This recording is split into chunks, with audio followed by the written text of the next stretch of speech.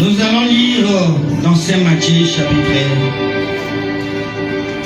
27.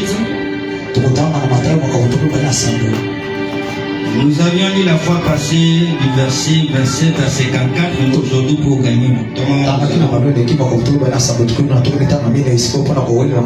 nous allons lire le verset 51 à 54.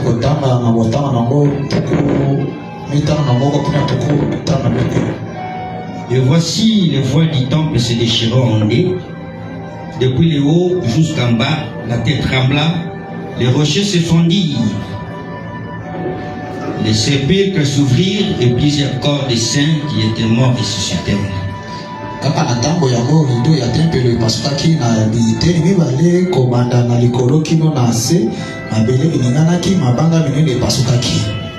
Étant sortis des sépulcres après la résurrection de Jésus, ils entrèrent dans la ville sainte et apparurent à un grand nombre de personnes.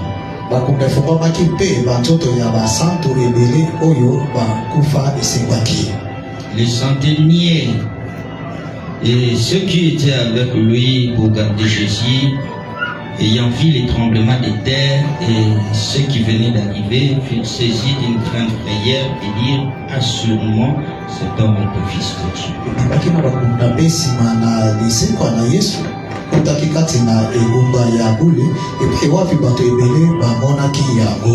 Nous appelons la foi de toi pour venir prier.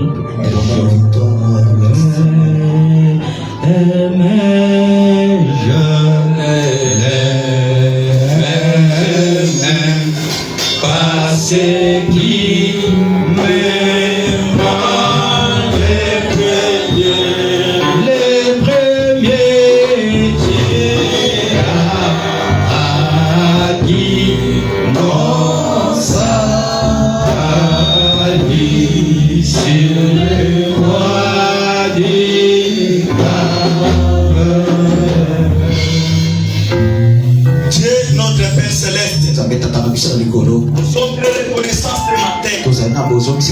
écoutez ta parole. Bénis ton serviteur, notre pasteur. Bénis sa bouche. Amène-le dans les firmaments. Pour que nous qui sommes rassemblés ce matin, écoutez ta parole à travers son ministère. Pour être bénis. Laisse que ce matin de la résurrection, pendant qu'il est en train de nous parler de ça, toi les véritables témoins, celui qui confirme ta parole, celui qui fait toujours remplir de l'onction, de la sagesse, de l'intelligence, et de la révélation, où elle est afin que tous nous soyons comme les deux disciples. Et quand il est dans ta présence, nous te demandons contradiction, nous les chassons au nom de Jésus-Christ, et cela libère cet audience. Prends toi-même les débits jusqu'à la fin, pour contrôle au nom du Seigneur Jésus-Christ. Amen. Merci beaucoup, que Dieu vous bénisse encore. Vous dormez? Ne dormez pas. Maintenant nous entrons dans la chose capitale. Ce que nous voulons entrer maintenant, c'est la solution à tous nos problèmes. La parole de Dieu, c'est la solution à tous nos problèmes. Même si vous êtes malade, rassurez-vous que vous sortirez ici complètement guéri. Est-ce que vous croyez que la parole de Dieu nous guérit? Même si vous aviez un problème, vous nécessitez une solution. Notre Dieu, il est la solution à tous nos problèmes. Il est sa parole. Merci mes frères d'être bénis ce matin pour se réunir, pour parler de lui, cette grande fête où Seigneur Jésus-Christ, notre pasteur, qui fut crucifié, il vient de ressusciter ce matin. La résurrection entre les morts, il n'est plus dans la tombe. Nous parlons de Notre-Dame sur l'expiation. Comment Jésus a versé son sang pour que toi et moi aujourd'hui nous puissions avoir la vie, que nous soyons véritablement chrétiens. Véritablement chrétiens. Nous avions vu cela depuis le dimanche passé, le vendredi également, parce que le mercredi, nous avions notre titre de délivrance. Et aujourd'hui, j'essayerai un peu de sauter. Nous allons essayer un peu de sauter. Pourquoi nous allons beaucoup lire les prophètes? Nous allons aussi mettre les garde-fous. Nous parlerons toujours sur l'expiation.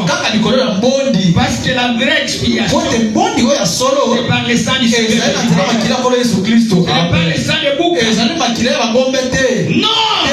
Ce n'était pas le sang d'un éléphant ou le sang d'un gibier, mais le sang de Dieu.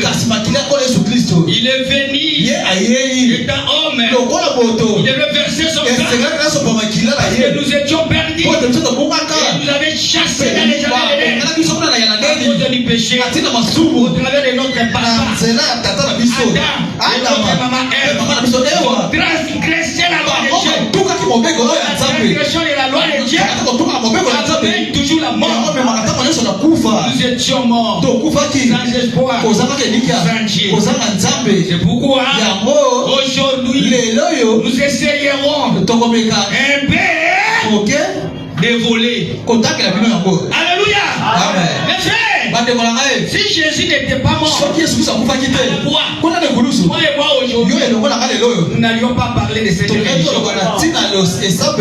Et comme je vous avais dit, pourquoi dit-on que le christianisme c'est la seule vraie religion? Parce que dans notre religion, le fondateur de notre religion, il a montré de quoi il est capable. Il avait dit, prenez-moi cet homme, déprisez-les, mais dans 3 jours, je vais les rebâtir. Il était quelqu'un qui parlait souvent en parabole. Ce temple-là, caché de son père. Ça lui voulait dire, tuez-moi, et dans 3 jours, je serai ressuscité. La résurrection est morte. C'est pour nous tous. Ce que nous sommes aujourd'hui, c'est à partir de ces jours. Parce que nous étions déjà là. Par terre. Nous étions déjà par terre. La race humaine était déjà par terre. Qui a chassé l'homme dans les jardins d'Éden.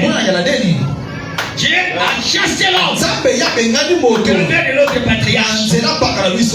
Amen. Mais Dieu, par son amour, par sa bonté, j'ai créé l'homme. Je l'avais établi. Il est tombé. Voilà lui. Il y avait 3 tribus. 3 attributs. Pas 3 dieux. 3 attributs. 3 fonctions. Pas 3 dieux. Pas 3 personnes. Un seul Dieu. Une seule personne. Alléluia. Mais le Dieu qui est fait 3 attributs. En lui, il était Dieu de dans la création. Mais quand il voulait maintenant sauver l'humanité qui était tombée, il a joué ce rôle-là du fils. Et pour mourir la mort la plus atroce à la croix, pour qu'aujourd'hui nous soyons sauvés. Et aujourd'hui, on l'avait déjà crucifié. Aujourd'hui, si vous cherchez Jésus, qui marchait sur les riz de Galilée, si vous allez en Galilée, vous ne verrez jamais. Même si vous allez à Nazareth, même si vous allez à Jéricho, vous ne le trouverez jamais. Montrez-moi là où Jésus a mis du nom. Là où on me dit que les pas sont restés. Vous trouverez les pas. Mais pas la personne du Seigneur Jésus. Amen. Vous pouvez aller montrer-moi les grottes qu'habitait Marie. Vous trouverez les grottes. Mais le fils du Marie, Jésus-Christ, vous ne le verrez pas. Amen. Mais nous l'avons avons sous une autre forme. Sous une autre forme. Il est en forme de l'esprit. Et nous appelons cela le Saint-Esprit. C'est le même Dieu. Celui qui fit les créatures. Celui qui était le Fils. Qui mangeait avec les pierres. Qui dormait avec les pierres. Qui des fois il ricanait. Il priait pour les malades. Mais aujourd'hui, nous ne l'avons pas. Cette forme-là. Il s'est subdivisé. Sous forme de l'esprit. Il a pris une partie. Il a mis dans Branham. Une partie de son esprit. Il a mis dans Baruch. Une partie de ses prédicateurs. Il a mis de ses prédicateurs. Une partie de votre pasteur. Cherchez ce Jésus. Le voici. Le voici.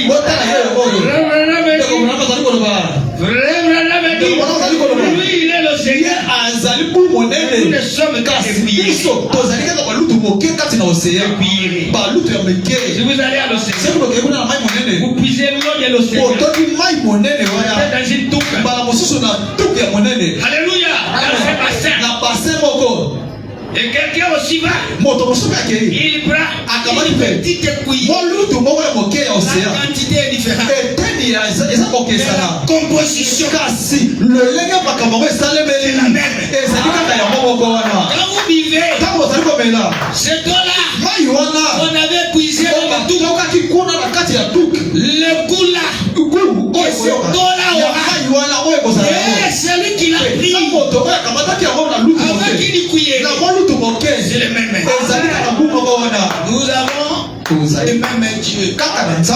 Mais chacun a sa portion. Dans notre âge, la portion que Dieu a attribuée à notre papa dans les messages il s'appelle qui? William Marion. N'ayez pas honte de William Marion. C'est un grand homme de Dieu. Nous ne l'adorons pas. Mais aujourd'hui, Dieu l'a utilisé. Notre religion. Le message du temps de la fin. Nous voyons le message. Les messages. Les messages. William Marion. Il a venu avec quoi? Il a venu avec le message. Le message. C'est Jésus-Christ. Celui que nous adorons. C'est le Seigneur Jésus-Christ. Celui qui est notre Dieu. Mais William Marion c'est le prophète.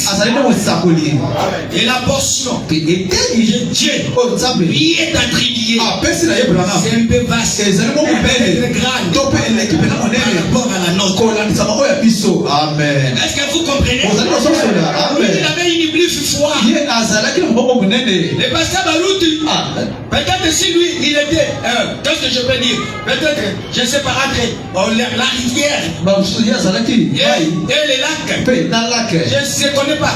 Qui est la plus supérieure? Ou les plus supérieurs? Les autres sont des fleurs. Les autres sont des lacs. Les autres sont des ruisseaux. Des ruisselets. Et nous sommes des cuillerés. Des cuillerés. Mais c'est le même Dieu. Mais celui qui les distribue, c'est lui-même. Il fait que moi je sois une couille. Il fait que peut-être le pasteur soit un couille. Il fait que peut-être l'autre est là. Soit un gobelet. Il veut que l'autre est là. Peut-être le pasteur Baoud. Il soit un saut. Mais tous les mêmes Dieu. Est-ce qu'il y a quelqu'un qui peut dire? Est-ce que vous n'êtes pas content d'avoir un tel Dieu? Alléluia. Beaucoup les cherchent. batomiki baluka bae. Kasi bazali bomona nzambe wana te. Cherche à les Mingi comprendre. bazali koluka kososo na nzambe wana. Beaucoup même il étudie. Ba mingi bazali ataka koyekola ye. Théologique. Ko makambo koyekola nzambe. Il veut étudier Dieu. Balingi bayekola nzambe. Et on est l'étudiant. Nzambe bayekola baye te. Il se révèle lui-même. Abimonisaka ye moko. Si assez à qui il Na fait. baye oyo ye nzambe moko alingi. Soit la lia toi ma fille. Ngolueza répondre yo nzambe wana kwa mwasi. Na ndoneka kososo la lelo yo. Ton Dieu. Nzambe na yo. Dieu de William Nzambe na yo William yo Pour mwana. avoir compris. Pona kososo la. Aujourd'hui. Ete mokolo lelo yo. Dieu t'a envoyé quelqu'un. Nzambe atitele moto moko. Le grand libérateur. Moto moko mosikoli. Qui est venu nous libérer Oya ye de nos péchés. kobikisa biso na buya masumu. Nous étions dans des églises organisées. On dit à Dieu tout ce qu'il a fait pour nous. Un catholique.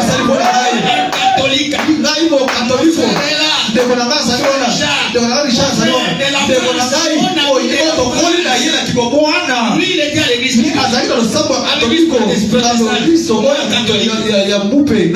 Des fois, il me suivait. Parce que la catholique succès. Nazai kobenga mon cher. Dimanche oto kele nanu kumu. Et pas la biso ba mumi bilo kuna na protestant. Bas bazate. Yewa. Un témoin qui l'est. Là que quoi la biso ba tondi. Kemba nazabeta ta. Kemba bien organisé. Et pour qui ça peut péter malamu. Nazabe ana. Des fois j'ai même ça dit ah, dans on a continué l'église mon cher. Dans ma bête biloko na bilowana. Il est ici. Abina vandi mona binzambe oyo kakape. Ayoki onction. Ok, c'était la fausse onction. Il est là. Nzambe oyo kakako. Onction ya go.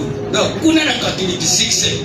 Mon cher Loliki ba momitala na bakanzanuarite. Balati pi mwa matambala lokwa basantu. Toza makango. Nanga mwana bilenge ya mwinda. Ngilenge ya mwinda na anuarite bakanza makango. Okomi kuna l'église miso na kana basi. Aye lelo to ayete. Ah bien. Tikapi loko. Ça c'est du passé. Wana sema mabolega. Amen. Amen. Amen. On était là. Tozana ki wana. Ya yebi. Grand colite. Ya yebi. So ba classe ngai tie na mesha munene. Abu moto ya classe ka bato ko asa ebe nzambe. Na Noël. Baki yango izoya. Baki tozo kabilamba o to servir na promesse. Parce que nazo c'est la ko changai na titre nini. Yenga mandala lezoya. Nazo c'est la nazo lu kabilamba. Parce que na ko sera kuna colite. To ko servir peut-être na mais c'est la même peut-être évêque ya Koya. Na église na biso cardinal et tu as Koya. Je dois servir, il faut que le retard la pompe la biso na valve. C'est que bamono moni ga kite kingani ba classique la omoni comme on sombola. Ozo sauter. Oza na vie éternelle mozo sauter pour omoni ba je comme na lokuna po ko bima. Ya yebi comme to ba dai ko benga kambo écran mokili mobima. Donc na ko bima na écran mutunyo sa yebinga. So komi atana kacho tu est-ce que yo yebi na yo za ka colite. Yo za ka colite na mona ka oka na église. Wala yebi ke mwasi nyo na kolinga. Pepele. On a ça colite. Hey! Oza colite mais on a volé mon sang tout est. Grand soir à Dieu. Nous avons envoyé cet homme. Notre papa William des patriarches. Il a dit sortez du milieu. Ces églises là. Prêchez le message. J'ai dit à un frère, la fois passée, toi tu es à l'église catholique. Moi aussi j'étais là. Mais les vrais catholiques, maintenant c'est moi. Toi tu es à l'église catholique romaine. Catholique vrai protestant aujourd'hui.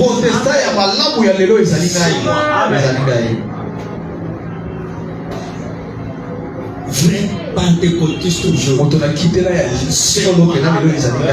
tu peux être pentecôtiste des noms. Mais moi par l'expérience. Parce que j'ai l'expérience de la Dieu descend. Il me fait voir les choses. Il me bat. J'ai Dieu. Il m'avertit. Voilà ce qui va arriver. Voilà ce qui va arriver. Nous devons avoir Dieu. Le faire sortir de l'histoire. Pierre a écrit. Paul a écrit. Mais aujourd'hui, nous écrivons. Hein? Nous voulons toujours l'histoire de Dieu. Et aujourd'hui, soit la Bible, on a vu un mot. Mais moi, je dois écrire la Bible.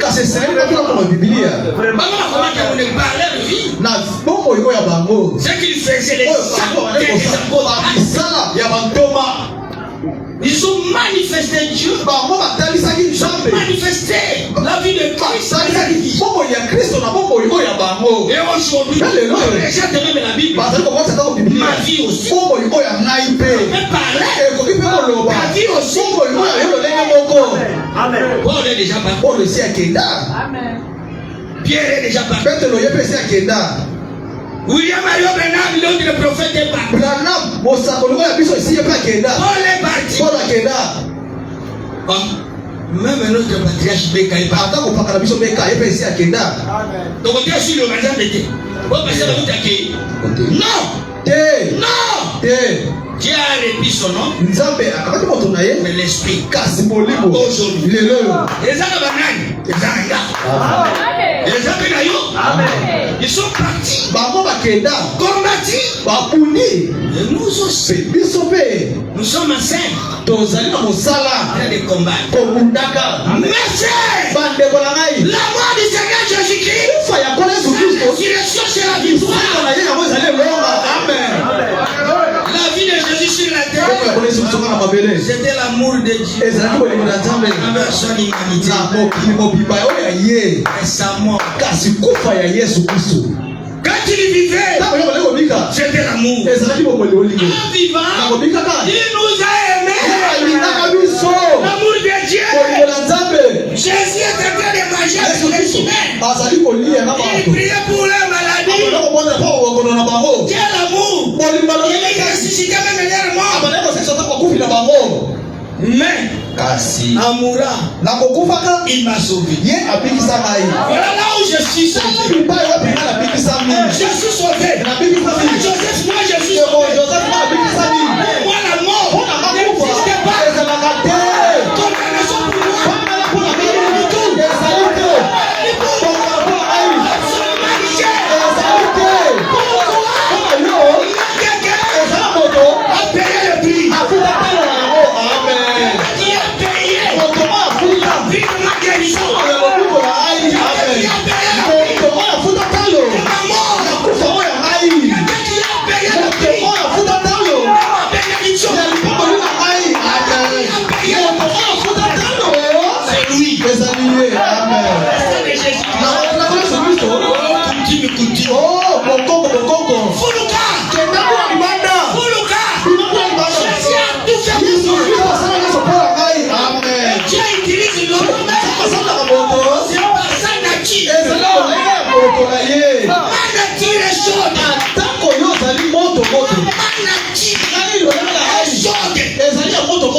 Tu as bien m'utiliser comme un prêtre.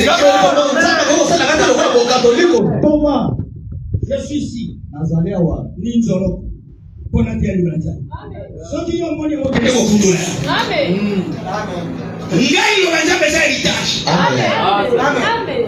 Plus jamais coutume. Parole. Quand je vois mes petits-fils, je vois beaucoup de serviteurs. Je suis le cas de papa Jonas. Avec ses fils. Vous connaissez ses fils-là qui sont sept. Pierre et André. Mes fils, l'ère à laquelle nous vivons, nous attendons l'église. Nous l'avons attendu. Je suis fier. Bientôt je vais mourir. Moi je vais te c'est un messie. C'est le reconnaître. Comment vous allez le reconnaître? sera le Dieu dans la chair. Il connaîtra le passé. Il connaîtra aussi le futur. Il sera le Dieu. On connaîtra même les pensées. Vous rencontrez tel homme. Et je vous les laisse comme l'héritage. C'est ça. Quand Pierre se joue là, donne-nous de Simon, qui est un grand pécheur. Le nom de ton père, on était Jonas. Écoutez bien. Merci. Comment toi tu es encore un enfant? Tu n'as même pas totalisé ces 4 ans. Comment toi tu connais mon père? Écoutez, avant que Jonas se soit, moi je suis. Ce que votre papa vous avait laissé comme héritage, c'est moi. Il était qui? Il était la parole. Il est qui? Il est le message qui donne la vie. Pour le message.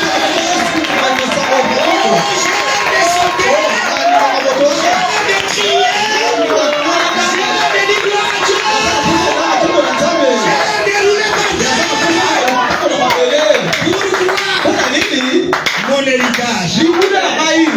Et quand j'avais prêché ce sermon, mon épouse connaît cela.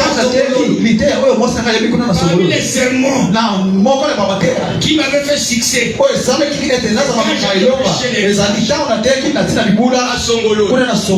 prêché aussi à Madame l'héritage. Je l'avais prêché aussi à Madame l'héritage. On m'avait connu à Madame. C'était la première personne. L'héritage.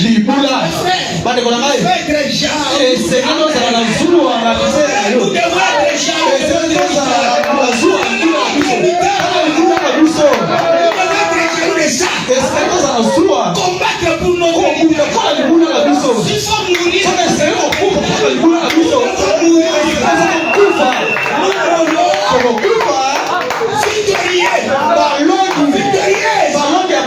Les éclats sont ici.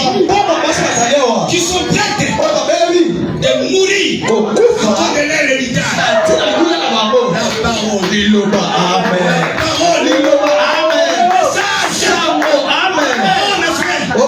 J'ai dit ceci. Aujourd'hui, nous allons essayer un peu de sauter. Vous verrez comment c'est nous allons sauter. Mais frère, l'amour de Jésus. L'amour de Jésus. Tout pour nous. C'est l'amour la plus atroce. Le Dieu qui est venu dans la chair. Celui qui a créé le ciel. Mais l'humanité. Ils l'ont giflé. Ils ont craché sur lui.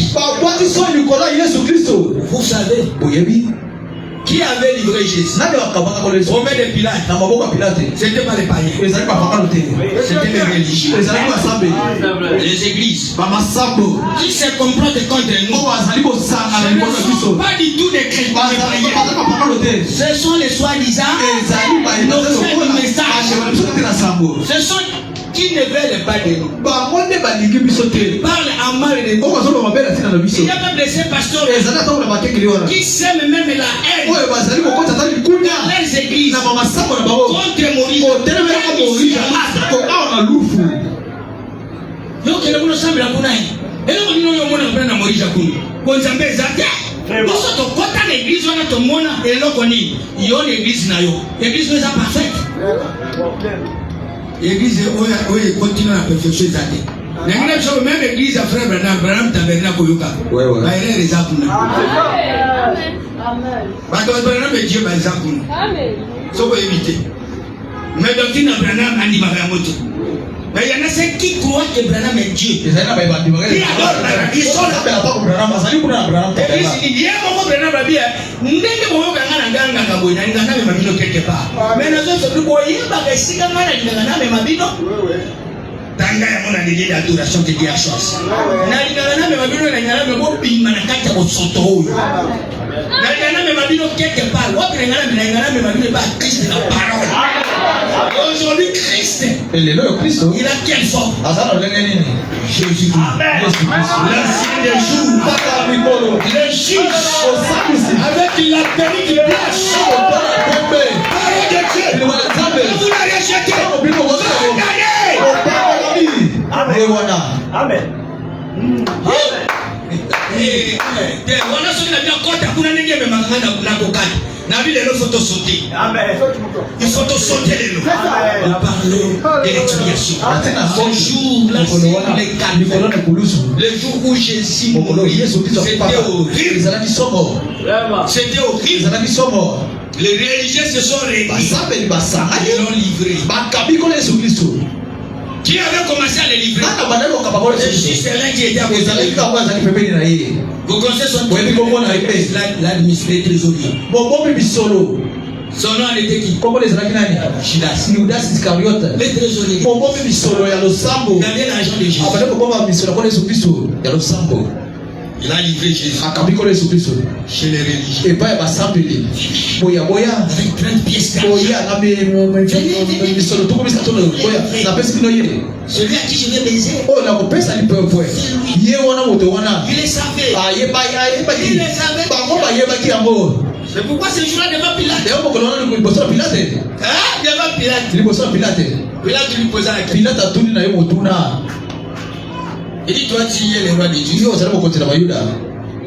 Ah, il dit, c'est quelqu'un d'autre qui t'a dit de moi. C'est la vie de toi-même. Parce que certainement,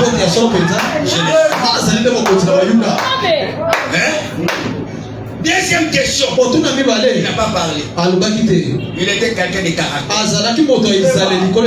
Celui qui a Dieu va avoir un caractère. Moi je vous dis, on ne s'habitue jamais avec les pasteurs ou avec un serviteur. Non. Nakoki koseka kolandela te faiblesse wana koseka. Nakoki kosilika kolandela faiblesse wana te. Soki te okozanga lokwa mutu. Amen. Parce que lokola mutu na kosabere. Soko landeli bere na okuta na mwebele. Même pas frère Brenham. Soko kwenda kikati yayi. Yembo bila silika. Na yoka kakana na kokakanzala. Yesu alakela ki mabe. Boyebi? Tango ya alakela ki mabe njete wana balobeza kipetango ifa pesa kungumane. Safu kwa ngana ninga safu nyingi. Tango ya periode ya safu te. Yo ye na moi, oye pete na moi lui safu pesa na alia. Yo pesi ngumate pona ni. Oh, safu ko répondre ni za tango na ngate. Olinga ka safu ya safu shiko. Déjà on va faire mo ka yi na tidi bana na oh. Baba mikono na mwini safu zo ya katende ni te baba.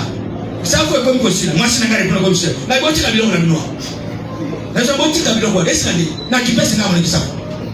Baka on a bino le fesi ande, c'est pour dire quoi? Na nga amomi. Mais là, on est dans une période. Les frères, on a dit Jésus. Oui, mais faiblesse, c'est Zakini. Zakini, ça. Amen.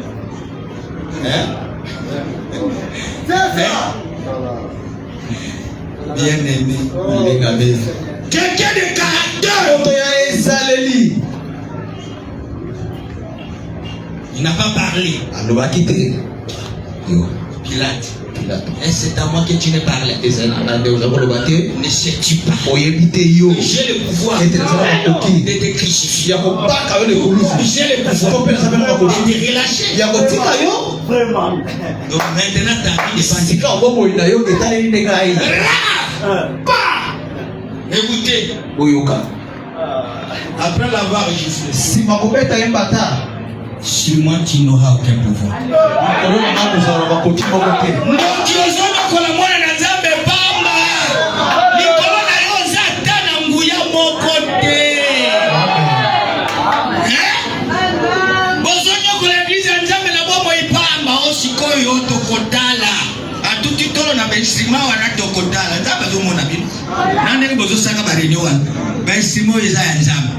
Ezala te sango malamu ikosakola. Ezala te. Lokola bana nzambe bazalia bakotika ka pe ko soutenir te. Ata boziki instruction et bana nzamba ko pesa kaka miso. Na nina biso bino longo moko bino bando ki bozana mokili na kimia bo po biso na motozali awo. Instruction bozo ko dondwa kana kindoki. Po biso na motozali awo. Moko biso to ko kende bino boko suka. Grâce à bozo za pona biso. Mi tu ko bozo somba ka pona biso. Nyoso bozo sa po biso bana nzambe tozana anu awa. Po tozana anu awa ta biso to ko kende boko mona ndenge mokile ko mani. Boko mfute susu nani. Botika bino na bino. Kina mutera ki? Ki pressera ki? Boko tera nani? Ki sobera ki? Boko bisa nani? Sinon racine moi comme pouvoir. Parce que le pouvoir que toi tu as été donné par mon Père. C'est pourquoi je t'ai dit, celui qui m'a livré à toi, il a commis un plus grand péché. Il ne fallait pas qu'il soit né. Il ne fallait pas. Il était né dans le but de me livrer. Judas Iscariot, le fils de la perdition. Ma mère, toi, ma mère, faut sortir. Et quand tu m'as l'amour, parce que banyokoli, bitezanini. Ozolala, lala libanda malam. Jean-Paul lala bien. Bon mais là to quoi là? Bon ben ça Jean-Paul to quoi là? Lala bien. Quand tu ne comprends pas l'expiation, l'essence même de ta religion sera vaine.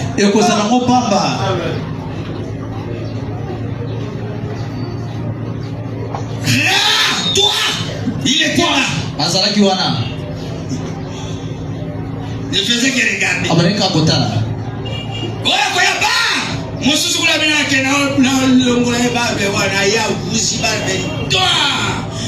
ne faisait que regarder.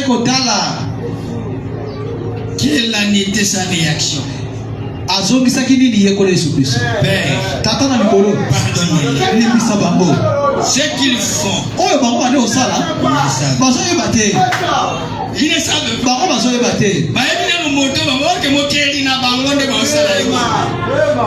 pas. Il fallait que ça la caca bongo.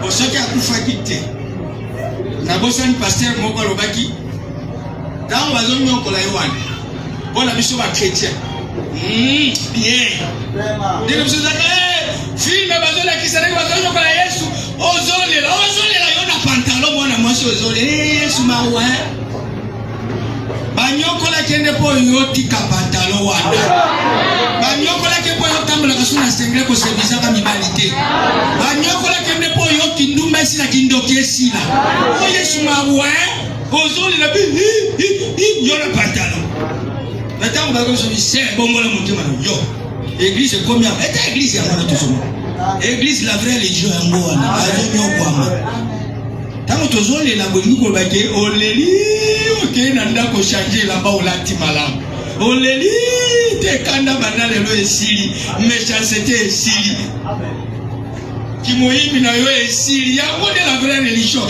il a fallu abeta ma pasteur on a dit oh tango kutu batombo li konga oh sokera takafo sokera takamabe e ko ka tete la siwana c'est pourquoi ya ko jambe aye baki na ko tela misapa la tiré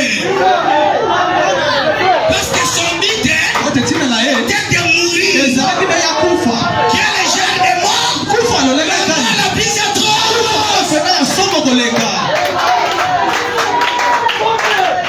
alléluia amen les arrachés il faut aller dans la cagnoso alléluia amen il a fallu que ça accomplisse et c'est que la parole amen et là il était là on l'a soulevé on a pris le loup romain Basete oyo ya baloma. C'était des clous façonnés, recommandés. Oyo pena batinda kete bosala mona lolenge wa. Ezaki akoteka oyo te. Na ebite lelo ba maso bazalia. Ba kuna biso ya koteka esuka na numéro combien? Basete suka ya clou ya munene. Lelo eza combien? 12. Numéro 12. Oyo wana bapesaka nde commande na Rome na izini basala seto eleki munene na basete nyonso. Eya kande na commande. Bayeba kike Yesu Kristo akozala crucifié. Amen. Alors gosela biso sete moko eleki basete nyonso.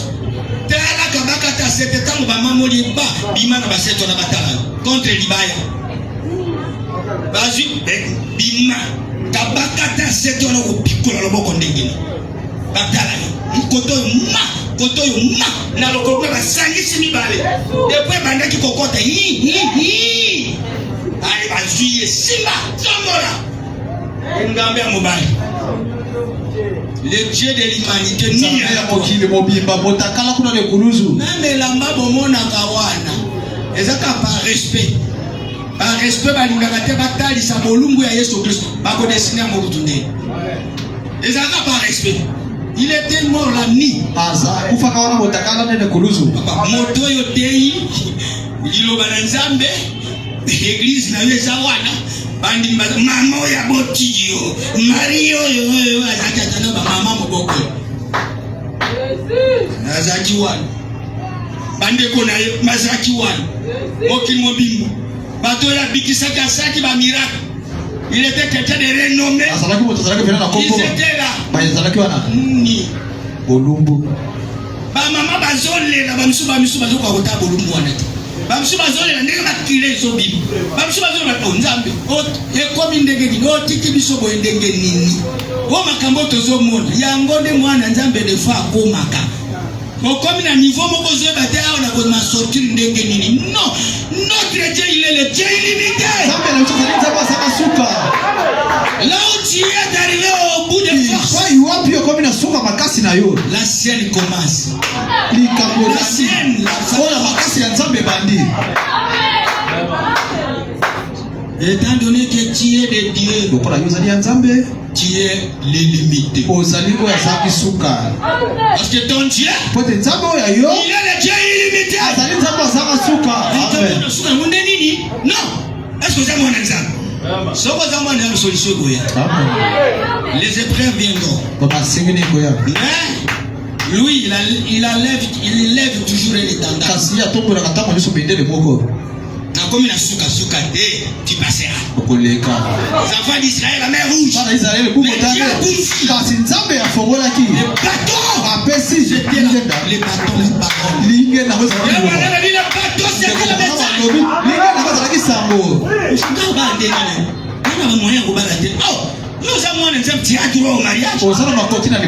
est-ce que Nzambe tanga lobaki ke yo baoyo moto yo aishe kopia bala? Est-ce que Nzambe benge bato kaba riche ne bakobala? Non ba ndeni no mo. Nasaka ngambo nazo fele. Nana famille mbongo to. Mabala lelo koma kaka mbongo na mbongo. No. Lobana ko bala pona zamone na Nzambe. Amen.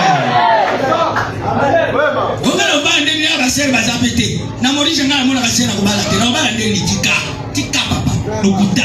Amen.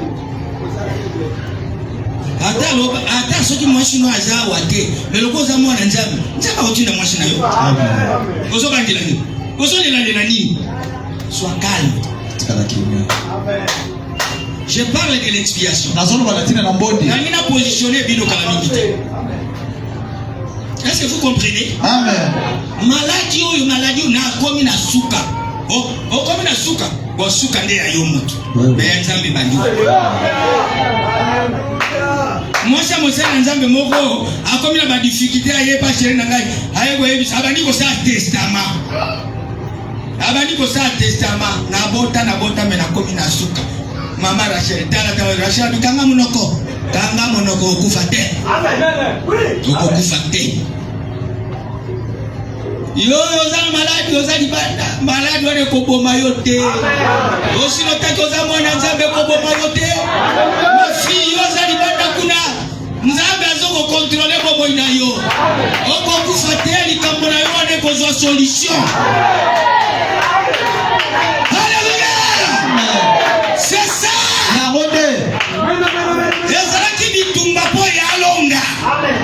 Po lokola ya longi nde longa wana nde lelo yanga na yo. Amen. Lelo ndenge tozo jibile. Mwana Nzambe. Tozaka tunesengo. Amen. Ata ozite kolela lela te. Amen. Ndenge na bisaka bino awe ezali kambo concurrence te. Awe ezali kambo ya Nzambe na mutu. Omoni leo pasteur alati bwe, le pasteur yoyebaki yoyebiango. Tamo nazaki na ngote, nasalaki Nzambe te. Salelaki. Sabato ezaki te. Na koke kosomba te $50. Lufu ya ngolo, lufu esukia. Awo, nyonso zamba. Tuna bongo pasteur kendo sumba lupango kuna na zamba ndenge. Mapango ezoteka manana mbongo te. Esika bomuna na vanda kuna zamba. Tozo kata ngona nye ya banyama. Antilope, tozo ter oiza salitia antilope. Ba shingri ki balekati ya. Pona nini? Mapango ezoteka, ngambo ezoteka mbongo te. Ngoma ngo kombie $100 nazaki na ngote. Nazaka na mwasi na bana na matati. Na fute na kandako kuna ya batu. Na kufute la suswa nazaki te. Nazaka tana ndako fute la wate. Na lala ka église bo ibili solo.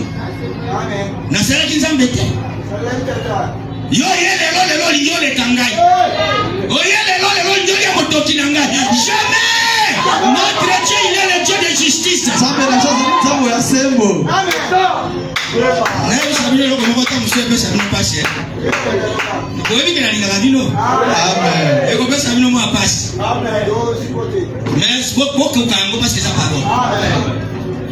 Yo sana mwa mbongo. Nazo biso lelo secret. Luka pasteur na yo azala malamu. Po yo mbongo na yo anoli yango na kimia. Amen. Nalobi nasema mbongo te. Amen. Mais je dois vous prêcher la vérité. Nasengela te bino solo. Amen. Frère Branham de kokona malobi. Dieu mérite le meilleur que nous avons. Nzambe akomi na kwa l'équipe malamu oyo tozana yango. Amen. Yo lala kana ndako ya lix pasteur na yo azolala na mabeli. Azolala le toko. Bénédiction on les a bien té. Oui oui. Okopambola matete. Bato bazaka bongo mingi bato bazaka makisi. Bato bazaka kisi bazamtema minene. Basubaka bato bien té. Oui oui. Nalobi yango. Nanko na bi nalobi yango. Soki mbongo na leza mbongo ya Nzambe ko soutenir musana Nzambe. Amen. Oligioza la bien. Na bisa sous écriture. Dieu d'abord. Nzambe na ino. Na bi na sengite, na sipe na boya. Na lobi na sina boya, mais na koloba lelo na nko parce que ça loba na. Tala ndako na ndengo tambola. Ndako pasteur na yazo koka kolemba ko chata pavima na lupango na ye. Vraiment. Ndako pasteur c'est ta maison. Moi sino ko tomboka ko yepa pasteur akolala librement. Mwana na yako sika bina kena ngepa pasteur. Nazana banu na zoboko na boyebi ke ngape na bota bangote. Oui. Oya yope akoko ya kuna kishe. Mena boya. Taboya déjà na boya pour passer nous soit ya koloba. Oto ngito tcha. Na bisi na bina boyi. Mais je souffre.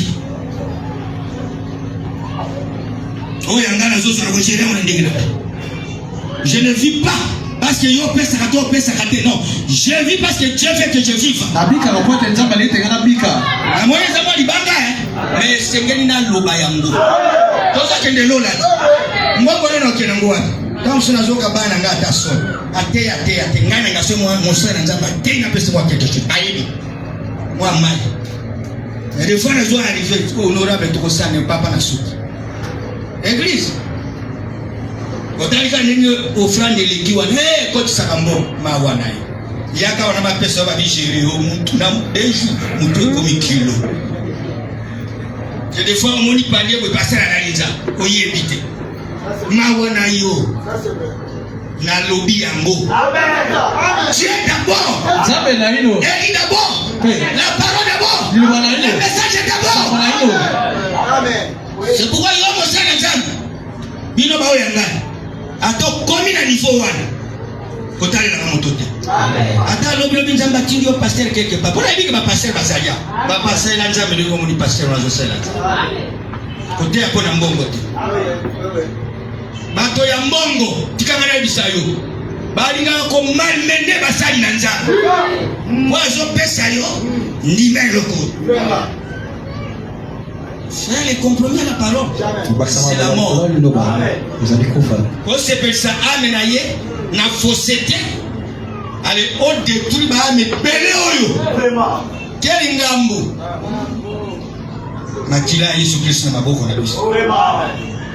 Est-ce que j'ai dit quelque chose? J'ai dit quelque chose. Banda ko na biso tanenge soso tongango. Tala ya nzambo.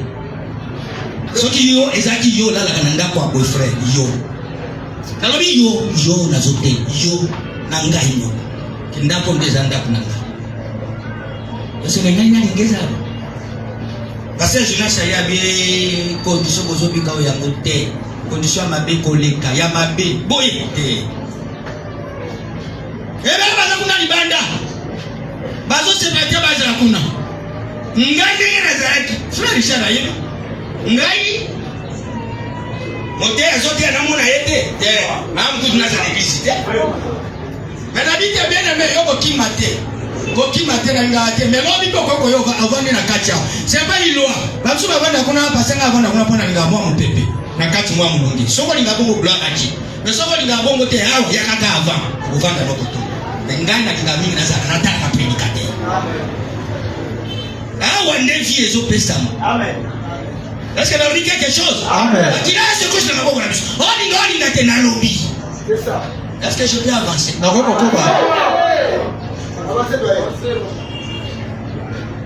Nani angona kopona beta ye benza. Abeta pondenge ngana zokufa bo. Nazokufa mwasi nga libala en tout et pour tout. Vraiment. Vraiment. Nakotika telo ko mokote. Nazosomba ye na mobimba. Vraiment. Bimba sauf rien. Tomboli ekuna. Simagobeta na kulo na roba makambola kome mama ite ba nini ba vinaigre ba poche ite to dans date quand même ite écrit les miens qui t'envoie maya ba tous ici. Amen. Moko azilas. Basi ba pona. Vrai tirer ya wana. Tirer de lits nani. Pesa ilas. Yondo ko tadulai. Kuna na Golgotha. Nesikateke o esiko mutu nyonso ifo mona bolungu asangwa bien ako regretter kon évangile ya te abi biso Sonia ya kutibiso tozote aye na makambo na ye baba teme na ya changer ye ako sambwa poto zwi ndenge asala mona mwana nzambe nyonso mais nyonso ya zosala pamba las tipo na vrai tuer a village kuna pesa ye anani lo weza biso tazo zobeta kabala touche penalty bazo ba l'équipe na la bobe so to zaki ba vrai tuer penalty ngai na bali ibikate éviter ceux qui n'arrêtent pas combien de pénalty. Éviter. Pour ceux qui n'ont pas de l'équipe, touche. N'ana combattre l'équipe qui va jouer au PS à l'alphabet. N'a côté la handicap touche. Quand vous allez gagner sur 1-0. Toujours touche en bille en mona tout qui égaliser. Nani akobeta bango moko équipe au PS à l'alphabet. Tika kinganda beta PS à l'alphabet. Okumuna la compte de compte à la fin de compte bango moko rafu beta na beto ki kocha bali bocha bali wa e ko bi katia garder ko kweya côté bale côté baba yebaki tirer de lit na ko ya pe na ko forcer te ka ki wa batombolinga yo sama seki vrai tirer et tarabali to ko beta siko comment est ton chababi amen bon Yesu Christ amen comment le Seigneur on laisse le qui sont bons on makasi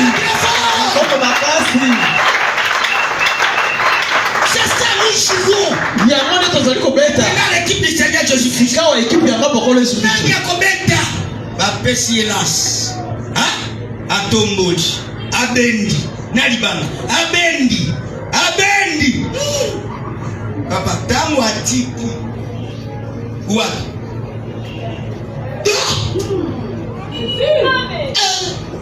Jésus. Jésus Christ. Maï. Toi. Qui veut dire par ces meurtrissures nous sommes guéris. Maï il fallait bima dans la source de la guérison na yo parce que Yesu Christ va tobola qui est là. Maï dit maki. Dans mon maï bimi na simani de yaki makila. Et c'est là qu'il a dit tout est d'accord. Posez question de l'autre côté. Le but a déjà été accompli. Pas aujourd'hui. Mais il y a de cela 2025. Merci Seigneur. Pour m'avoir révélé ça. Et quand il crie, parce que je n'avais pas terminé cela.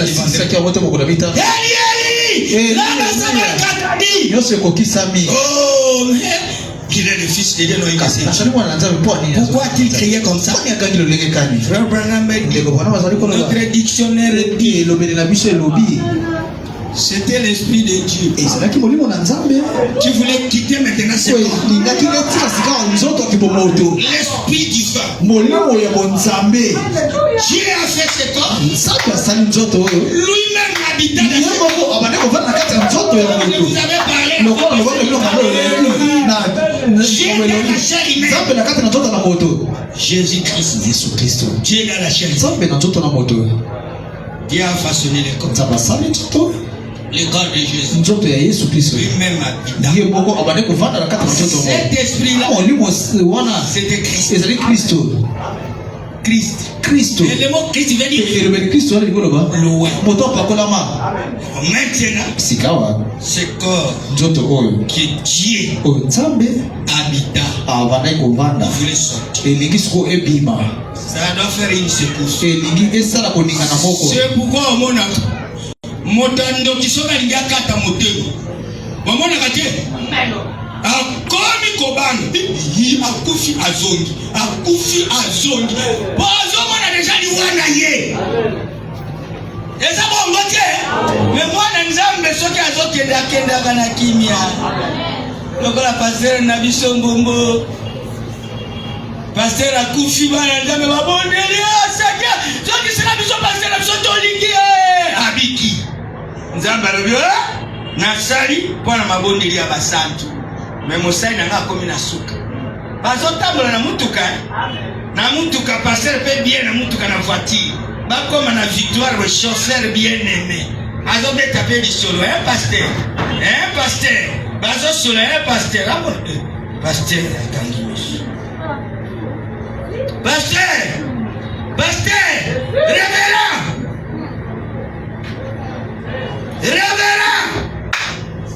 Pasteur Barout, le pasteur Momo est parti. Nanzela, Zamba juillet, sa trompette ni brille. Bana Zamba se dit aux autres qui ne toquent dans la pété. Même qui sont qui Azokufa. Azoko hurle. Musuna botikanga. Yona banane. Frère Nangai, joie molimo mosana. Est-ce que vous aussi vous commis kuna? Amen. Totana mosakoli. Amen. L'amour de Jésus. Kufa yakole Yesu Kristo. Seigneur, que nous serait-il arrivé si notre Jésus n'était pas mort la mort la plus atroce à la croix? Dans la prédication, en vivant, mourant, enseveli, ressuscité, revenant, nous allons serrer vos ceintures. Nous allons lire les paragraphe 24. ceci. Ne comprenons pas le Bible. En mourant, Na kokufaka. cette mort dont nous parlons, Kufa watu zali kolobela. l'expiation dont nous parlons, Bodi watu zali kolobela. il m'a sauvé. Ya biki sakinga. La mort de quelque chose, Kufa ya iloko moko. c'est que Jéhovah Dieu exigea dans les jardins d'Éden. Oh Yehova Nzambe aseka kikuna na yala de. Les salaires du péché, Ifuti ya lisumu. c'est la mort. Ezali Et kufa. cela ne pouvait pas être modifié. Yango bakoki kokoko na yango te. Il avait fallu que ça soit comme ça. Ingelaki kufa neza lolenge wana. Cela ne pouvait s'arranger d'aucune autre manière. Yango kokoki kobongisa na lolenge mosusu te. Parce que Dieu, Pote Nzambe il est suprême. ye azali ko leki likolo. Il est infini. Azali ko azali suka. Il est juge des cieux. Azali mosambisi ya lola pe ya mabele. Le salaire du péché, Ifuti ya lisumu ezali kufa. personne ne pouvait payer cette rançon. Pe moto moko te akoki kofuta lifuti Pour wana. quelqu'un d'autre. Mpona moto mosusu. Tout homme, Moto nyonso bien qu'il puisse mourir, ete atako ya pour akufaki. un autre Mpona homme, moto mosusu n'en était pas moins coupable ye azalaki ya kokwesama te pour commencer. mpona kobanda. Pas un seul d'entre nous Moko te kati na biso ne pouvait aider l'autre. akoki kosunga moto mosusu. Parce que Po te nous étions tous coupables. tozalaki banso bakweyisami. Nous sommes nés dans le péché, tobotama na masumu. formés dans l'iniquité, tosalami na masumu oyo yango. venus au monde toye na mokili en proférant na un kosalaka mensonge. masumu. Pas un rayon d'espoir nulle part. eteni moko te eliki ya esika moko. Nous étions commandés à mort tokwesamaki na kufa par Dieu. epai na nzambe Chaque créature mpe na ekelamu nyonso qui se mouvait sur la mpo terre bande kolingana na mambele se trouvait sous cette condamnation. abandaki komikutana na bokweyisami wana. Il pouvait y avoir des hommes justes, ekoki kozala na bato oyo esemba faisant des grandes choses. kosalaka makambo ya minene Il n'en était pas moins de pécheurs dès le départ. kasi bango bazalaki te basumbuki na libandeli. Il y avait une façon de payer cela. ezalaki na lolenge moko kaka ya kofuta yango. Et c'était par la mort de Dieu lui-même. mpe ezalaki na nzela ya kufa ye moko. Dieu, nzambe étant un esprit, kozalaka molimo ne pouvait pas mourir. akona kufa Il te. est donc descendu ye nzambe akiti dans un corps na de chair nzoto moko na mosuni et s'est exprimé mpe dans amitalisi une vie na d'amour bomoi moko ya molingo pour prendre tout mpona kokamata molamu na ye nyonso qu'il était. oyo ye azalaki Il a donné mpe apesi yango na volontairement motema na ye moko comme sacrifice, lokola mbeka sacrifice suprême, mbeka oyo ya likolo et qu'il puisse mpe na suka ye donner les culpabilités. amema ekenze oyo ya kokoyisami. J'étais coupable, ngai nazalaki kokoyisami toi tu étais coupable. yo ozalaki kokoyisami. Écoutez frère Branham, oyoka ndeko Branham tous banso nous sommes pécheurs. tozali basumuki Et sans aucun moyen au monde kozanga lolenge moko na mokili d'être au monde, kozala lolenge moko na d'être mokili une fois sauvé. kozala mbala moko ya kobikisama. Il n'est pas venu sur la terre ye aye ana mabele te seulement pour être vu. kaka po ete bamona ye Il est venu ye ayei pour mourir mpona kokufa comme un sacrifice. lokola mbeka. Amen. Alléluia. Amen. Je crois qu'ici vous pouvez comprendre. nabandi awa boko kososola Je peux sauter. nakoki kopimbwa Bon, non, allons-y. tokoba Paragraphe 6. boko tukubele motoba. Abel l'a exprimé. abel atalisaki yango Lorsqu'il a offert à Dieu ntango ye apesaki na nzambe un sacrifice plus excellent mbeka moko eleki malamu de celui de Caïn. koleka oyo ya kayina. Lorsqu'il a amené les petits agneaux ntango amemaki mwana pote moke vers les rochers, likolo libanga en les tenant au moyen d'un rameau vigne, na kosimbaka ye na nzela lindalala moko un mpenza rameau de vigne lindalala moko ya vino entoura son cou. kozingaka bokingo na ye. Le petit animal était étendu là nyama moke atandamaki wana sur les rochers likolo na libanga et il a poussé mpe ye son agangaki petit manteau en arrière atindikaki moko asaka na moke et ya nsima avec une pierre mpe eloko na libanga moko il a martelé sa petite corde abetaki mwa kingo na ye moke et l'agneau belé mpe mpate abandaki koganga et se mourit mpe akufaki et le sang mpe makila giclait ebandaki kobima et le petit bouc mpe mwa blanche fille baignée de sang. oyo abandaki kotala likolo ya makila. Je réponds, nazongeli ces petits boucles blanches furent baignés de sang. mwa ekatelo moke wana ebandaki kotanga makila. Abel a exprimé là le calvaire. Lorsque l'agneau de Dieu immolé dès la fondation du monde, il est venu prendre sa place, la place des pécheurs coupables, qu'il a été brisé, maîtris, ridiculisé, bafoué, et qu'il a connu une mort qu'aucune créature ne pouvait connaître sauf Dieu lui-même, et que ses cheveux qui tombaient sur ses épaules et plein de sang, le sang qui dégoûtait par terre, cela exprimait combien horrible est le péché. Lorsqu'il dit mourir pour racheter l'homme d'une vie de péché, écoutez, aucun être ne pouvait mourir comme cela. Aucun être ne pouvait supporter cette mort. C'est la raison pour laquelle nous disons que c'était la mort la plus atroce.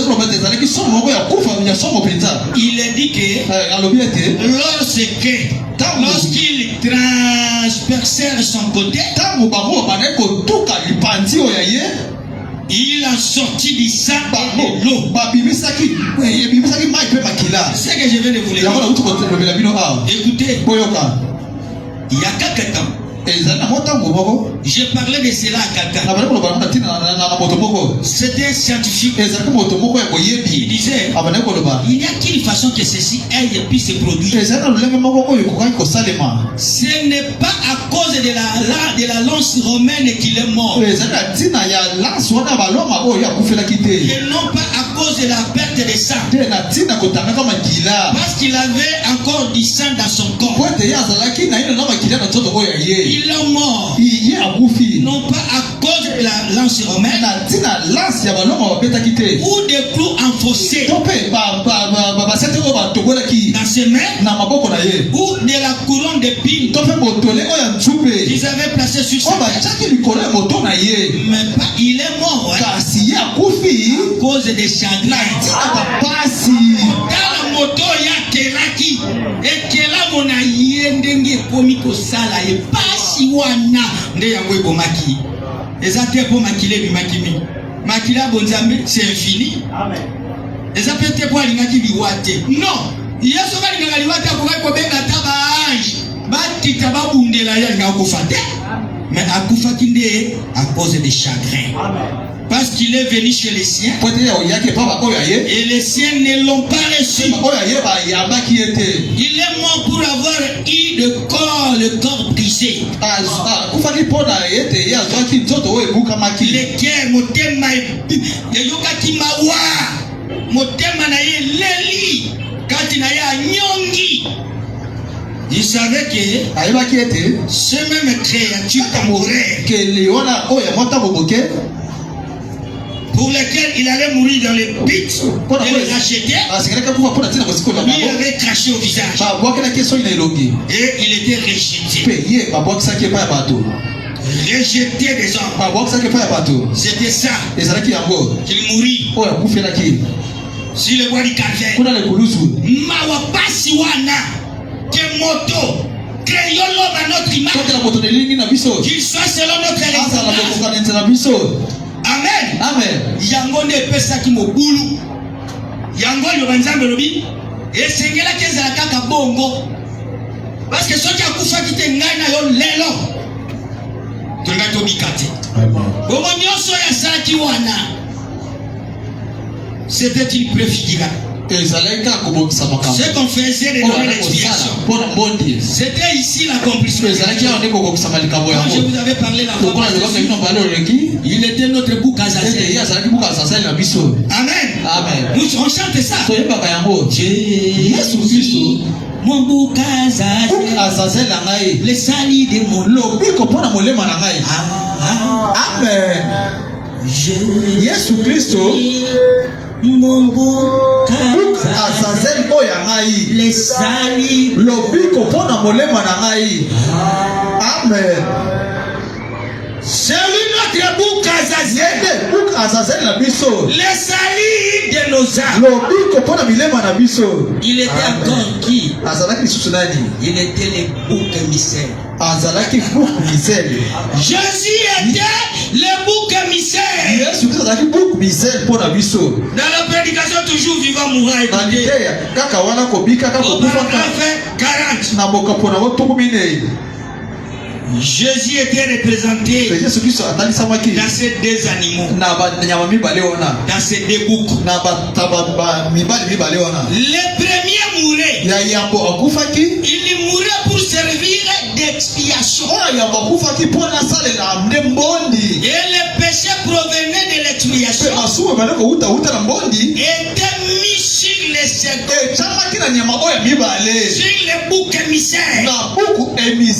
Et le bouc émissaire,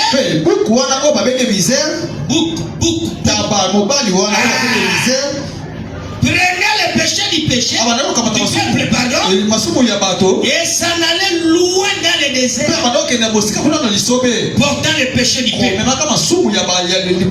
Qu'était-ce? C'était la mort et l'ensevelissement de notre Seigneur Jésus. En vivant, il m'aima. En mourant, il me sauva.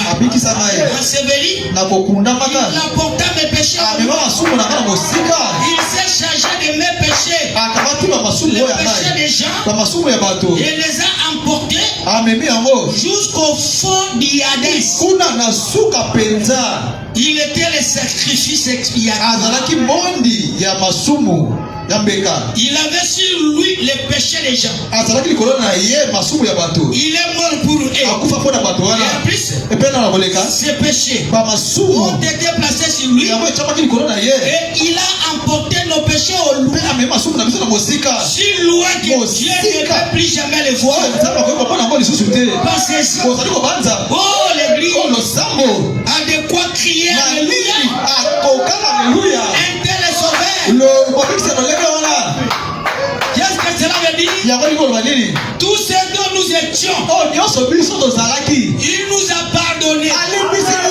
Non seulement pardonné, il a mis cela dans l'oublié. Amen. Tout ce que moi j'étais, sorcier, envoûté, tué, volé, adultère, il ne connaît pas cela.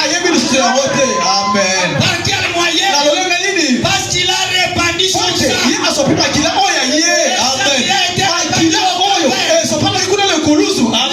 de Dieu, il s'est donné lui-même.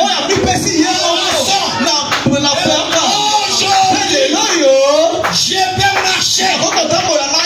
Donc c'est mon mère que je suis engagé. Sauvé par la grâce. Parce qu'il y a quelqu'un qui a pris ma place. J'étais sorti dans cette boue du péché. Oh, je me votais dans le péché. N'importe quel nom. Le monde ne pouvait me donner.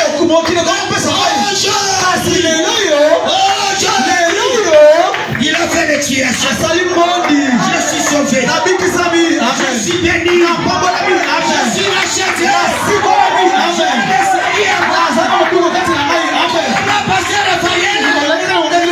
Il y a quelqu'un qui a payé le prix. C'est le Seigneur Jésus. Amen. Si mourir à la croix, sur les bois du calvaire, quand il s'écria, tout est accompli. Mon salut était accompli. Amen. Joie était accompli. Alléluia. Tout ce dont je peux expérimenter était accompli. Amen. Naebi ketango ligekoka. Honorable akei. Akei kobonga mpo akopesanga mais l'homme lingi bi mashikoy akosepe. Amen. Tamu sa otikiranga ta 5 minutes kona 6. Toi avancer. Le premier Adam a mené la mort. amemaki kufa. Tandis que le second Adam oyo mibale a apporté la vie. ye amemaki biso bomoi. Amen. Écoutez-moi bien. Oyo na malamu. Il n'y a que deux Adam. Ezali kaka na ba Adam mibale. Amen. Il n'y a pas un troisième Adam. Adam misato azali te. Je vous vois dans les réseaux sociaux. Nazali komona bino na etando. Observez maintenant votre pasteur. Botala ngasi ka lokola mokenge na bino. Vous répondre. Na yano na bino. Sur le troisième Adam. Mikolo Adam oyo misato. Vous jetez Oh bino bozali kobwaka. dans les groupes. Kuna na ba etonga ya Aujourd'hui, lelo yo. vous m'écouterez. Oyo bokoyoka ngai. Nous ne sortirons pas d'ici Tokobima awa te. pour avoir réglé ce problème de Mpona troisième kosalika Adam. mona Adam oyo misato te. Je suis votre pasteur. Oyo bino. Détaché. Bobate bapite na bino. Vous devez me croire. Esekemo libela ngai. Parce que je prêche sur la création. Nazakolo kotela tina na modi. Je vous l'ai dit. Nakoloba na bino yango. Le premier Adam, Adam ya yambo. c'est ce papa-là Ezali tata wana. qui a failli Oyo dans l'Éden. kuna na Edena. Lui, Ye. nous a mené à la mort. Anaibisa na kufa. Et c'était terminé. Esukaki kuna na Edena. Après la mort, Oyo banakufa. il ne pouvait rien faire. Akoka sasa na mosusu te. Kasi. Le second Adam, Adam oyo mibale mpona biso. il y a le Seigneur Oyo Jésus-Christ. ezali na Yesu Kristo. Il y a le second Adam. Azali na Adam mibale. Il y a aussi le dernier. Oyo ya suka. Lui, il nous a mené quoi? Amema biso nini? La vie. Et c'est terminé. Esili wana. J'ai dit c'est terminé. Nalobi esili wana. Vous voulez le prophète?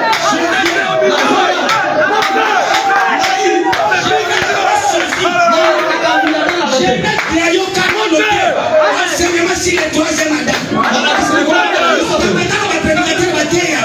Mais nana landa pasteur moko boyo ya ngai yo pasteur Willy baluta te ya nayo kate. Le frère Branham me prêche. Kasi tokomona zande te ya ngai.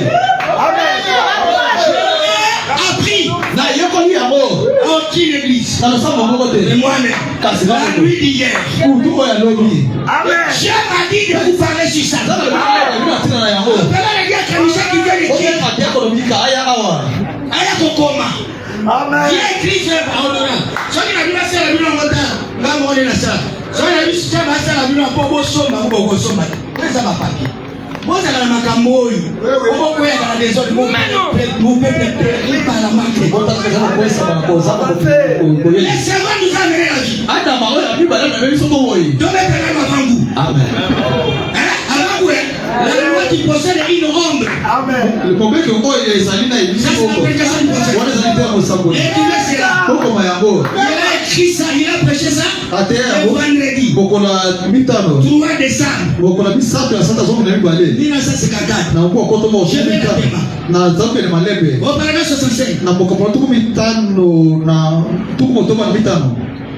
Regardez ces petites taches rouges. Botala mwa litono oyo ya moke. Qui sont-elles? Ezali nini? Elles deviennent de plus en plus grandes. Yango ezokoma penza kolenga monene. Ensuite, Na konanisama. elles forment toute une seule grande tache. Ezali kozala litono oyo moko ya monene. Eh bien, Mpe malamu. j'attends encore quelque chose. Nazali kozala na eloko moko. Qu'est-ce? Ezali nini eloko yango? C'est le second Adam Ezali ko Adam ya mibale. qui s'avance. Po azali kopusana. Qui a des taches rouges. Po azali na balitono oyo ya motane. Le premier Adam n'avait pas de taches. Adam oyo ya azalaki na balitono Il te. nous a amené seulement à la mort. Amemi biso kaka na Il kufa. a commis le péché Akusali lisumu. et il s'était arrêté. Mpe asuki wana. C'est lui qui s'avance. Kasi azali kobelema. Avec des taches rouges. Na balitono oyo ya motane. Il suffit de ça. C'est le second. Ezali na bawa mibale. Alléluia. Amen. Lui, c'est le second. Ye azali Adam ya mibale. L'un Moko a amené à la mort amema na kufa. Adam, Adam le mari d'Ève. mobali ya Ewa. Et voici celui qui apporte la vie avant. Mpe tala oyo azali komema bomoi azali kobelema. Il y a celui qui ôte la vie du monde. Ezali na oyo azali koloba bomoi oyo ya mokili. Voici celui qui apporte la vie au monde. Tala oyo amemaka bomoi na mokili. Écoutez-moi bien. Oyo kanga malamu. Le second Adam, avec son propre sang, qui erre de ses jambes comme cela. Le Fils de Dieu alla au calvaire pour amener nos péchés au loin, afin qu'au travers du sang versé, il amène l'homme ou la femme à la perfection sans condition.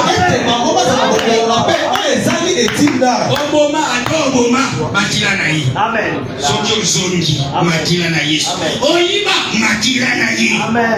Oh! Nul ne peut venir à moi si mon Père ne la tue. Tous ceux qui viendront, je leur donnerai la vie éternelle et je le ressusciterai au dernier jour. Amen. Amen. Bon, parce qu'il est temps. N'a pas honorable le temps d'humilité. Le second Adam est rédacté. Second Adam. Quand je dis second, Jésus-Christ. Il était le rédacteur. Prenez cela. La loi. C'est même la prédication de la loi. Là, on a prêché le 15 janvier 1955. Je vais lentement. C'est pour les prédicateurs de cette église. Vous pouvez voir Chaba. Parce que je lui avais donné. Je crois qu'il fait avoir ça. Sur l'ordinateur. Paragraphe 43. Les second Adam. C'est lui les rédempteurs. Prenez encore. Dans la prédication. La position d'un croyant en Christ. Je vais même prêcher les dimanches. 27 février 1955. Après-midi. Écrivez encore. Les premiers. Et le second Adam. Non. Les seconds et les derniers Adam honorables. Les seconds et les derniers. Honorable patient. Pas les premiers et les seconds. Non. Les seconds. Moi j'ai dit les derniers. Pas troisième. Quand on dit les derniers, c'est qu'il n'aura pas un troisième. Ce n'est pas ça. Il y a le premier Adam, notre père, le mari de Ève, qui était dans le jardin et qui était tombé. Après, le second Adam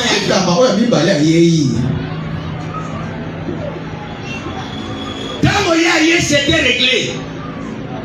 Nasima na le troisième azate. Nde nazotangira bino musako. Namoni ba mele bunge. Ina bakina tanga bekitira. Bafuna me basuti.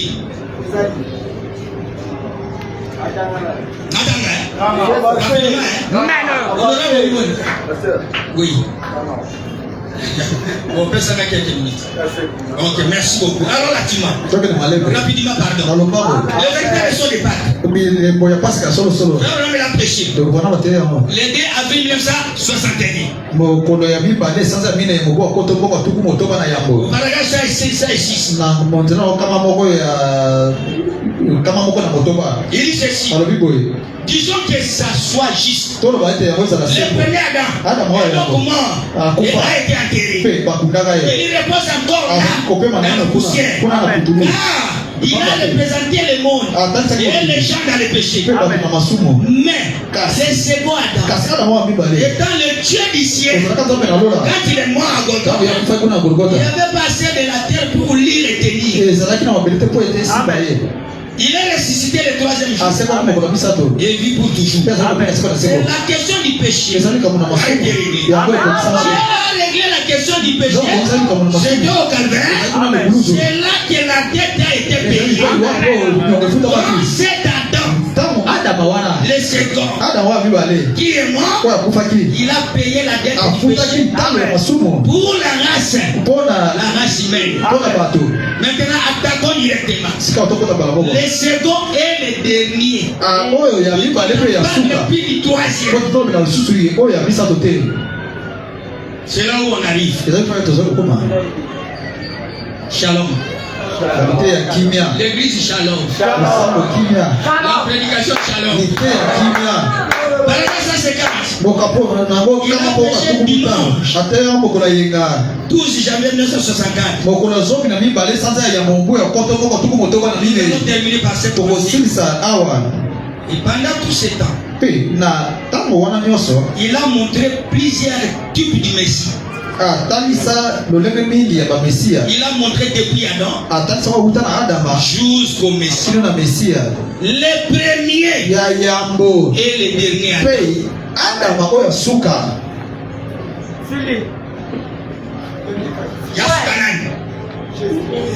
Adam. L'un est du monde et l'autre c'est du ciel. L'un est terrestre et l'autre céleste. L'un est descendu du ciel et l'autre est sorti de la terre. Mais il a promis un Messie. Il a pris des milliers d'années pour l'accomplir. Est-ce que vous avez compris? Peut-être que vous n'avez pas bien compris. La puissance de Dieu pour la transformation. Frère Branham l'a prêché à Phoenix. Le samedi 9 mai 1965. Le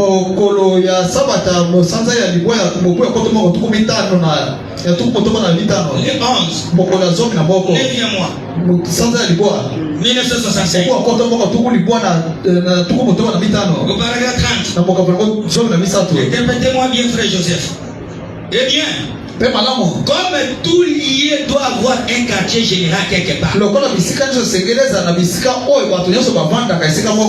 convention a un quartier général.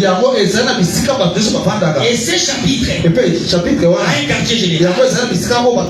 Une église a un quartier général. Et Dieu a un quartier général. Et aussi, ce grand pays, cette grande nation dans laquelle nous vivons a un quartier général. Ainsi, ce grand Éden avait un quartier général, lequel était situé dans les jardins d'Éden, ou plutôt à Éden, à l'est du jardin. Écoutez, et Dieu y a placé son fils et l'épouse de ces derniers, Adam et Ève. Amen. Pour diriger toute sa grande création sur terre. Je vais relire encore. Dieu qui a placé son fils. Son fils et l'épouse de ces derniers. Ce qui veut dire comme Adam et Ève. Pour faire quoi? Pour diriger toute sa grande création ici sur terre. Vous avez compris? Peut-être pas bien aussi. Exposé de cet âge. Page 41. Partie 41. Il dit ceci. Nous voyons que dans ces derniers, le reste d'Israël sera uni dans l'amour du Seigneur et que l'ennemi sera détruit. Dieu préparera ces montagnes saintes, son nouveau jardin d'Éden pour l'épouse et pour les serviteurs pour la ligne de miel de 1000 ans sur la terre. Comme Adam et Ève étaient dans les jardins et n'ont pas accompli les 1000 ans. Yesu Kristo notre dernier Adam. manabiso ya suka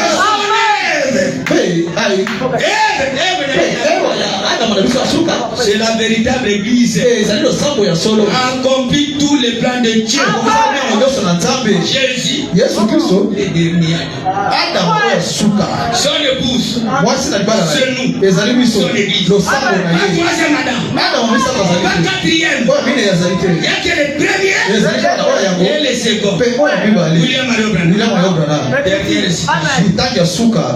Oyo mususu eleki molai. Dernière citation. Dernier cartouche. C'est ça. Sopa. Oyo siri. Na pesa bino moka. Oyo eleki molai. Est-ce qu'il y a quelqu'un qui a compris ça? L'exposé des sartèches de l'église. Page 336. Quatrième partie. Vous lisez ça, vous allez voir maintenant ce que Dieu parle. Portez-moi que je lise ça. La dernière citation. Pardon. Je vous en prie. Dieu vous bénira. Écoutez ce que Frère Branham dit. Supportez-moi. Il dit ceci. Mais il se tient maintenant au milieu de l'épouse. Ou au milieu de l'église. Alors qu'il se tient là, révéla qu'il est dans le dernier âge. Il dit lui-même qu'il est l'auteur de la création de Dieu. C'est une autre création. Elle concerne l'église. C'est une manière spéciale qu'il a de se nommer. Il est le créateur de cette église. L'époux céleste est sa propre épouse. Sous la forme de l'esprit de Dieu. Il est descendu, créé dans la Vierge Marie. Les cellules qui ont formé son corps. Me dit, je répète. Il a créé les cellules qui ont formé ce corps dans le sein de Marie. Il ne suffisait pas. Et le Saint-Esprit donne simplement la vie. Un mobile humain fourni par Marie. Cela aurait été un corps produit par l'humanité pécheresse. Cela n'aurait pas produit le dernier Adam. Il était dit de lui. Toi, Père, tu m'as formé un corps. C'est Dieu. Et non Marie qui a formé ce corps. Marie était l'incubatrice. L'incubatrice humaine qui a porté ses saints enfants et qui lui a donné naissance. Il était un homme Dieu. Il était le fils de Dieu. Il faisait partie de la nouvelle création. L'homme et Dieu s'étaient joints et réunis. Il était le premier de cette nouvelle race. Il est la tête de cette nouvelle race. Dans la prédication Colossiens, chapitre 1, verset 18, il est la tête du corps de l'église. Il est le commencement, le premier né dans le monde, afin d'être en tous les premiers. Et dans 2 Corinthiens chapitre 5, verset 17, il dit si quelqu'un est en Christ, il est une nouvelle création. Les choses anciennes sont passées.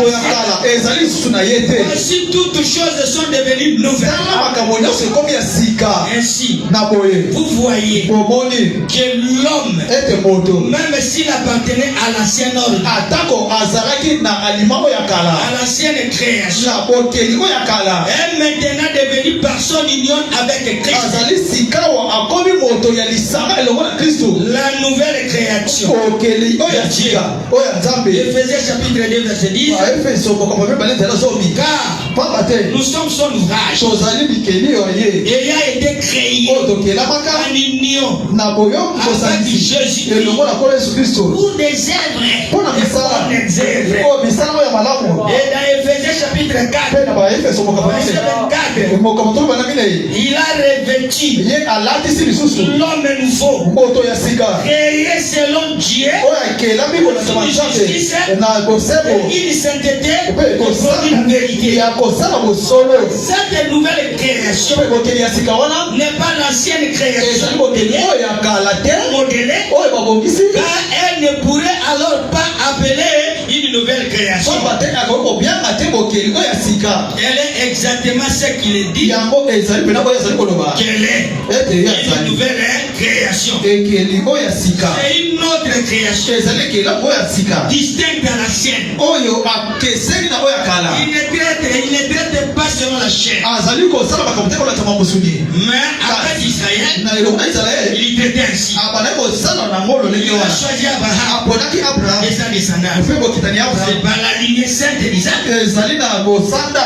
Mais il a maintenant conçu une nouvelle création tirée de toutes les races, tribus, nations. Il est le premier de cette création. Il était Dieu, créé dans une forme d'homme.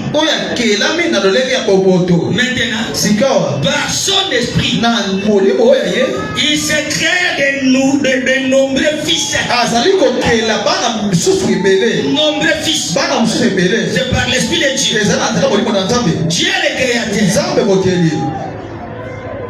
Se crée lui-même comme une partie de sa création. Voilà la vraie révélation de Dieu. C'était là son dessein.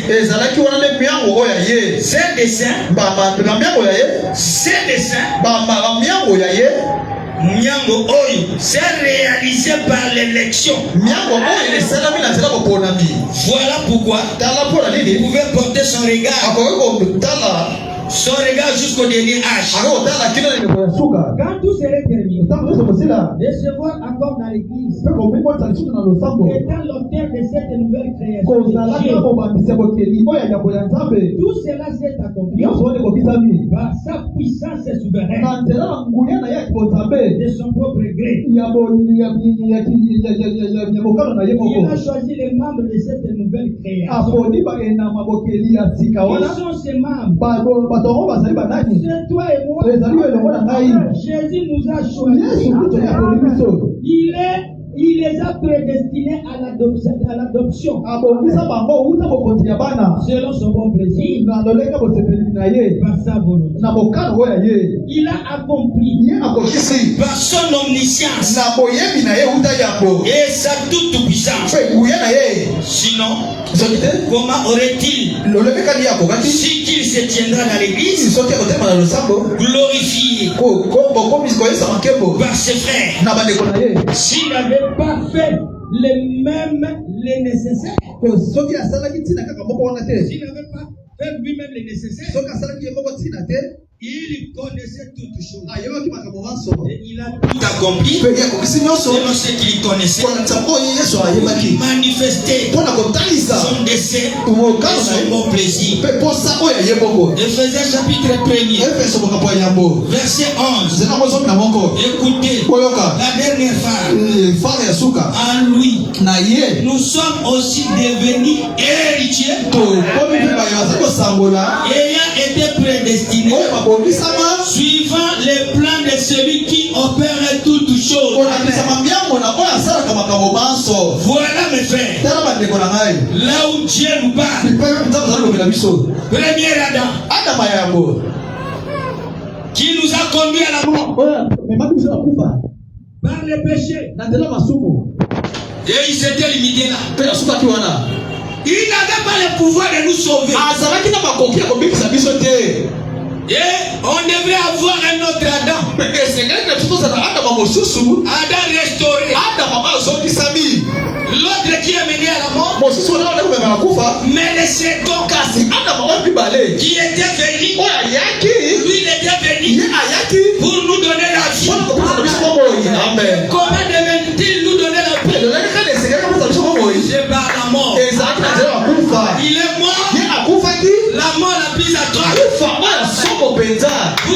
aujourd'hui, nous devenions ce que nous sommes. Les filles de Dieu. Aujourd'hui, si nous serons sauvés, c'est toujours au travers de ces saints. Frère Branham est venu. Il n'était pas venu pour nous racheter. Le même rachat a déjà été fait par l'expiation. C'était ça. Frère Branham, qu'est-ce qu'il était venu faire? Il était venu seulement nous restaurer. La parole, quelle est illuminationnelle. Alléluia. Avait brillé. Il a les âges. Les diables étaient venus pour nous embrouiller. Vraies choses. Alléluia. Mais pour se sauver, nous ne serons pas sauvés aujourd'hui. Nous étions déjà sauvés. Alléluia. Par les sangs qui a été coulé au travers du deuxième. C'est quoi? Mais frère Branham est venu. Il va nous restaurer. On avait embrouillé par les diables. Il a les âges. Il n'est pas notre Jésus. Pourquoi nous l'adorons? S'il y a la personne qui nous adore, c'est le Seigneur Jésus-Christ. Nous n'adorons même pas les premiers. Nous n'adorons aucun prophète, aucun pasteur, aucun apôtre. Nous adorons le véritable Dieu. Le véritable Dieu. Il s'appelle comment? Il s'appelle le Seigneur. Jésus-Christ. Comment il est sauvé? Il nous a sauvés. Tu mouris à la croix. Tu l'as fait. Cette expiration. Ce jour-là-ci. Ce jour-là-ci. Aujourd'hui. Même nous pouvons croire à ta mais nous ne serons pas sauvés. Nous étions sauvés. À partir de ça, il a été coulé au travers de cet homme. Homme et Dieu. Qui s'appelle le Seigneur. Jésus-Christ. Et je vais vous dire ceci à quelqu'un. Quand il mourit à la croix, il avait sauvé tout le monde. Sur cette terre, toute race humaine, il a commencé à racheter le premier notre patriarche Abraham. Si Abraham sera sauvé, il sera toujours pas sauvé. Les autres n'étaient que des types. Il sera sauvé parce qu'il avait crié. Parole est sauvée. À cette époque, Jésus-Christ n'était pas encore venu. Mais nous savons que Jésus est venu au Nouveau Testament. L'ancien était des types. C'était même les paroles. Ils avaient crié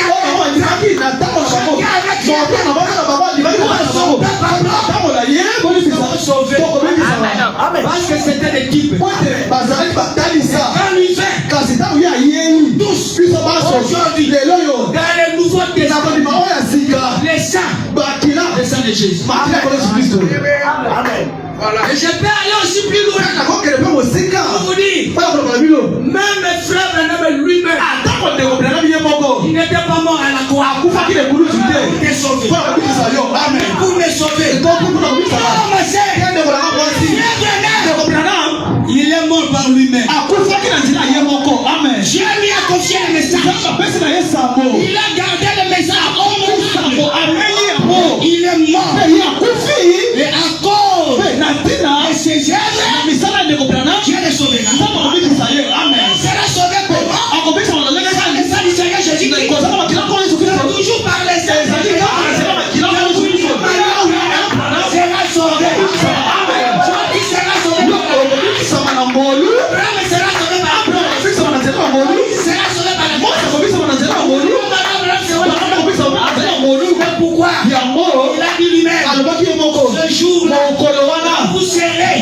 votre mari. Alléluia. Les secondes, les derniers, quand vous entendrez quelqu'un qui viendra et chantera, sauvé par la Dieu. Sachez bien, ça sera moi.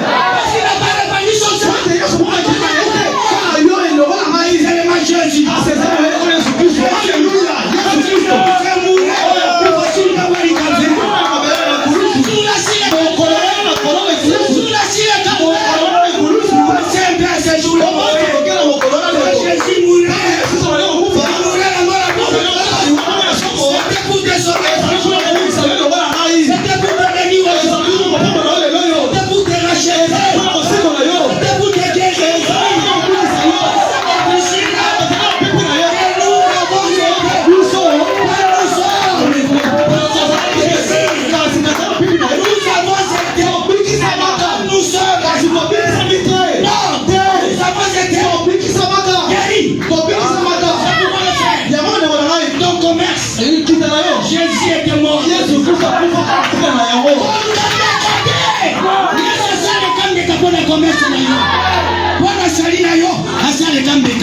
Boma papa boma mama liete Yesu asakufela one kulusu pona commerce na yo pona sali na yo pona libota na yo pona bana na yo il mourit déjà à quoi toute réclamation au nom de Jésus au nom de Branham. Il était une créature comme lui. Lui a donné sa parole. Aujourd'hui, il est désolé. Mais toi et moi, nous vivons. Il sera sauvé par la vie. Au travers, il est né à Adam. De la même manière que Alléluia. Amen. C'est pourquoi mon frère, aujourd'hui, la chose qui est très capitale d'entrer en Jésus.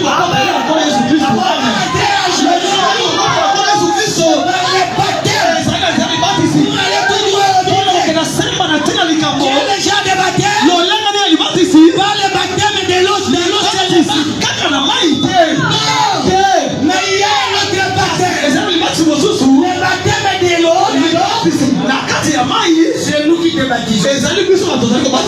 Amen. Il y a un vrai baptême. Un vrai baptême. Pour entrer à Jésus. Pour avoir l'impact de l'esprit. C'est le baptême de l'esprit. Jésus qui lui-même est à toi. Tu deviens une nouvelle créature. Ne peut jamais mourir.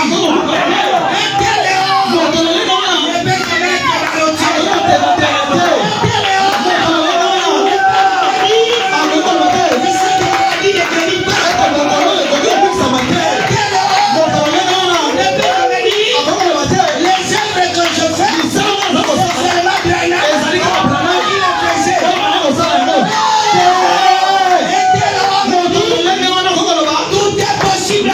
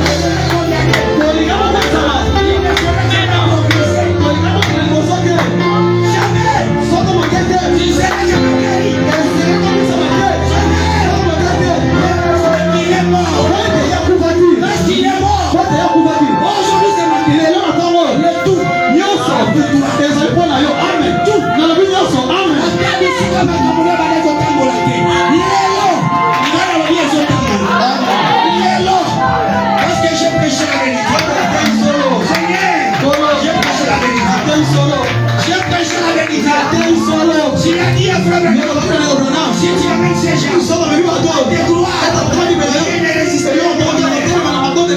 Ceux qui me croient aujourd'hui, importe les problèmes, que toi tu nourris à la part, pour recevoir tout ce dont il est. Merci Seigneur. Pourquoi vous mourrez mon Sauveur?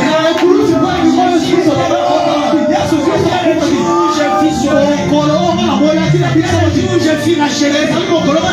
Le jour où je suis délivré, il doit la délivrance totale. Totalement. Et non partiellement. Oh mes frères, gardons l'esprit de Dieu. Et que nous allons prier. Celui qui sera sincère, il verra la main de